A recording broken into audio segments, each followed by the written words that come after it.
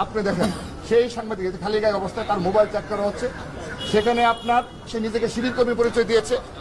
8টা fake ID, 8টি fake ID আপনি দেখেন। আরো কিন্তু 5-6টা সে করেছে, রিমুভ করেছে, কিন্তু এগুলো রিমুভ করতে পারেনি। 8টি ফেক আইডি ওসির রুমে, এই যে দেখুন আপনারা।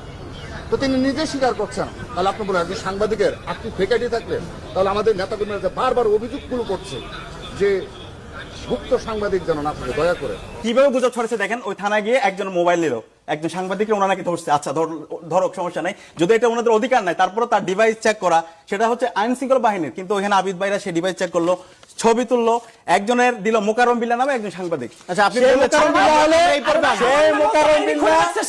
কিশোরগঞ্জের ভাই, মোকাররম বিল্লাহ কিশোরগঞ্জ যে এমপি প্রার্থী ছিল তার পক্ষে সে ক্যাম্পেইনের পেজ সে চালায়, তাকে ধরে উনি বলছে বটফোর্স ধরছে, তার দলের বটফোর্সদেরকে ধরে তারপরে সে বলতেছে হচ্ছে আমরা একটু সেনাকে ভোটে চালিয়ে দেব, সকল বটফোর্স চালিয়ে হচ্ছে ছাত্রদের কাছে যেতে চাই। আবিদ ভাই হচ্ছে বটফোর্সের অ্যাডমিন।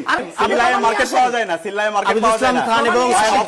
আমি দুজনকে বিনয়ের সাথে অনুরোধ করছি।